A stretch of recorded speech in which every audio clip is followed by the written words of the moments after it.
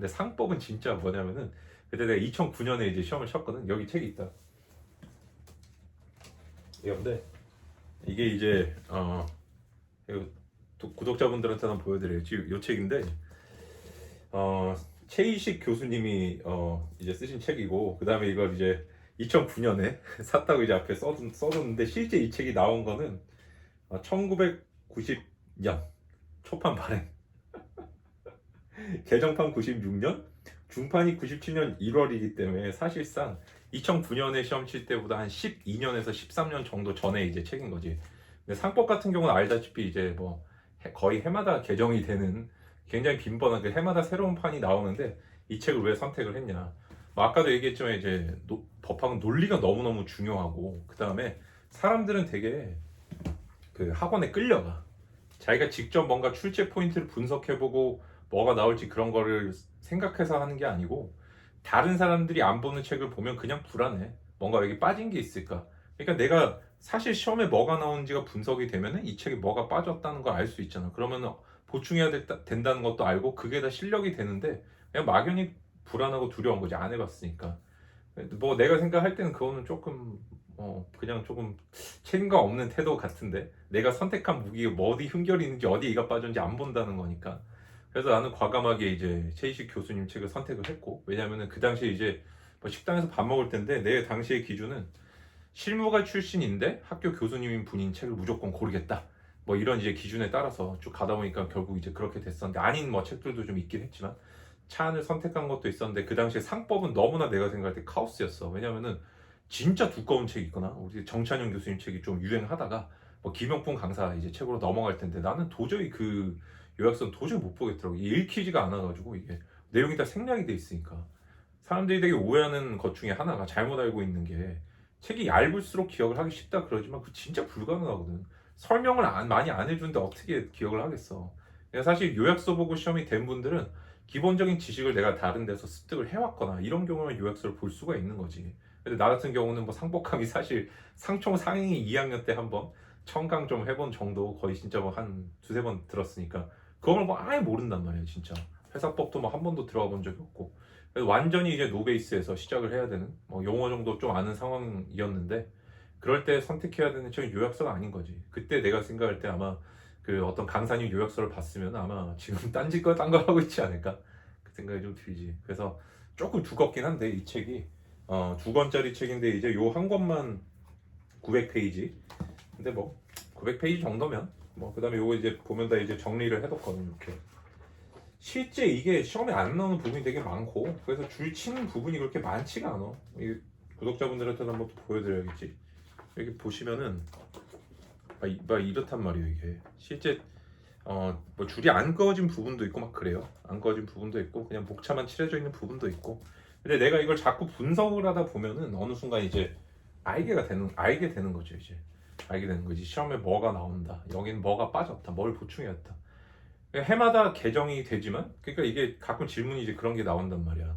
변호사님, 우리가 이제 뭐 올해 또 시험이 뭐 개정됐다, 법이 또 새 책이 나왔는데 사야 되냐? 그거는 사실 진짜 공부를 안 하시는 거 아닌가, 난 그 생각이 솔직히 들지. 왜냐면은 기출을 먼저 분석을 해보면 시험에 나오는 부분이 있고 안 나오는 부분이 나눠질 거 아니야.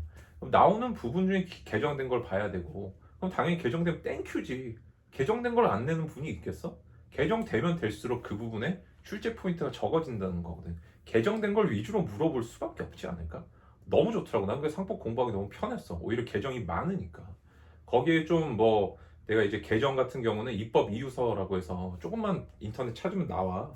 진짜 설명 잘 돼 있어. 그게 일반적인 교과서는 그걸 줄여놓은 형태인 경우가 많단 말이야.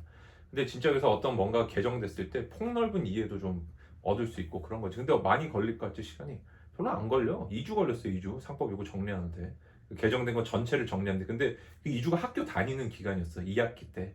기말고사 칠 때. 그 와중에 내가 대충 이제 요런 책을 한번 볼까? 이 책, 저 책 이제 정하면서, 이제 그 당시에 내가 그래도 요런 거 포인트 좀 모아서 정리해야겠다는 게 한 2주 열흘 정도 걸렸고, 그거 다 수업 들을 때고 막 그때 학점 막 20학점 막 이렇게 21학점인가 그때 막 그렇게 들을 때지, 마지막 학기 때. 어쨌든 이 책을 선택한 것도 진짜, 그래서 시중에 책이 없지. 12년 13년 전에 책이면 다 절판됐을 거냐. 그래서 박영사 책인데, 박영사에 전화를 걸었어. 전화를 걸어가지고 물어봤지. 책 혹시 구할 수 있냐? 그러니까 없다는 거야. 근데 진짜 나 이제 목숨이 걸렸다. 꼭 구해야 된다. 그러니까 창고에 한 권 있는 걸 구해준 거야 이거를. 내가 그래서 이게 박명서로부터 직접 받았어 이 책을. 내가 진짜 이게 나는 집이 만약에 불이 난다. 그러면 안 되지만 이걸 제일 먼저 들고 나갈 거야. 내가 공부했던 책들. 이 중에 이제 내가 시험 볼 때 봤던 책들이 있단 말이야. 이것들만 먼저 들고 나갈 거고 또 재밌는 일화가 또 하나 있어. 내가 되게 친한 변호사님이 있는데 법무부에서 근무할 때 이제 후배로 들어왔어. 그래가지고 같은 부서에 있게 됐는데 그분한테 이제 내 나름의 무용담을 보여주기 위해서 전해주기 위해서 책을 이제 한번 어떻게 하다 보여주게 됐어. 상법책 이런 게 있다. 근데 그 아버님이 이제 고대를 나오신 거야. 그래가지고 이분이 이제 고대 교수님이시니까 쓰신 분이 그 서문을 쭉 읽어보는데 이거 우리 아빠 이름 있다. 그러는 거야. 그래가지고 그러니까 이게 그 변호사님의 아버님이 교정을 조교 때 본 책인 거야. 그러니까 진짜 역사 오래된 책인 거지. 90년대 초판이 나온 책이니까. 그래서 참 우리는 알게 모르게 좀 그 정체불명의 어떤 두려움에 조금 지고 살아가는 경우가 많고 거기서 내가 응당해야 될 어떤 좀 책임감 이런 걸 좀 발휘를 못하는 경우들도 좀 많은 것 같다. 그런 생각이 좀 많이 들지. 그래서 책 같은 거는 자신의 판단 하에 자신이 책임지고 선택을 하는 게 맞는데 원래 그게 너무 어려우면은 뭐 다른 사람이 다 보는 책 하면 제일 안전하겠지. 안전한데 이제 만족도 별로 없는 거지. 그냥 뭐 먹고 싶었는데 뭐 짜장면 무시하는 건 아닌데 뭐 거의 그 정도지. 나는 사실 뭐 멘보샤를 좋아할 수도 있고 뭐 아니면 뭐 기스면을 좋아할 수도 있고 짬뽕밥을 좋아할 수도 있잖아. 근데 모든 게 획일하는 게 언제나 좋지는 않다는 거야. 나의 어떤 테이스트를 나의 어떤 공부랑 어떤 수험과 학문은 다르지 않냐라고 생각하는 분들도 많이 계신 것 같은데 과연 다를까? 그럼 내가 보기 아닌 것 같은데. 그건 자기가 목표를 어느 정도 잡고 기간은 어느 정도 설정하고 깊이를 어느 정도 하느냐에 따라 다른 거지 방법이 과연 다를까? 난 전혀 안 다르다고 생각을 하거든. 그럼 내가 하는 거는 다 어떤 인생을 위해 뭐 깊은 어떤 공부의 부분은 아니고 다 어떤 현찰 같은 수험 그런 모든 게 그런 과정이니까 그렇게 뭐 딱 이렇게 나눠지는 것도 아니잖아 사는 게. 그래서 너무 이런 편견을 갖고 할 필요는 없는 것 같아. 그래서 너무 두려움을 또 가지고 책을 막 선택하고 그럴 필요도 없고 내가 선택한 책에 뭐가 빠져 있고 그다음에 그 전제로서 좀 면밀하게 시험에 뭐가 나온지 지피지기면 백전백승 뭐 보면은 진짜 재밌는 게 옛날 분들은 쓸데없이 한자는 많이 알아 사자성어 뭐. 근데 연습과 뭐 실전 같다 이런 말도 하는데 사실 그런 게 다 둥둥 떠다녀. 안 와닿아. 알긴 하는데 내 인생과 관련이 없고 요즘 분들 아예 그런데 관심이 없어. 그러면서 되게 뼈 때리는 말 이런 거를 더 찾는데 나는 글쎄 고전에 보면 되게 좋은 말들이 많고 인생을 좀 좌우해 줄 수 있는 게 많은데 너무 본인이 좀 순살통닭이 되는 길 선택하는 거 아닌가. 뼈도 좀 재건을 하면서 그 속에서 좀 굳건하게 나의 어떤 심지 인격을 좀 계속 이렇게 밀고 나가고 그렇게 하면은 공부를 통해서 좀 이렇게 인생이 좀 열리잖아. 이렇게 펼쳐지잖아.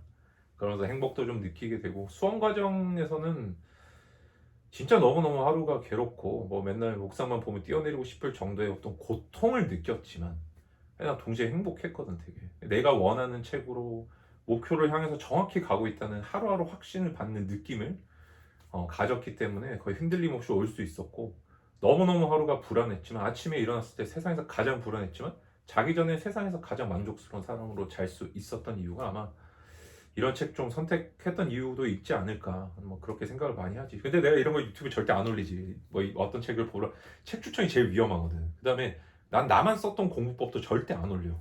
모든 사람이 다 썼고 뭐 다른 수재들이 한 번이라도 다 썼고 공통적으로 많이 쓴 공부법들 위주로 하지. 정말 내가 썼던 것만 한번 올려볼까? 그러면 진짜 다들 깜짝 놀라실걸? 이상한 공부법들 막 한번 해볼까? 근데 그런 호응이 아마 없을 것 같아. 내 생각은 그래.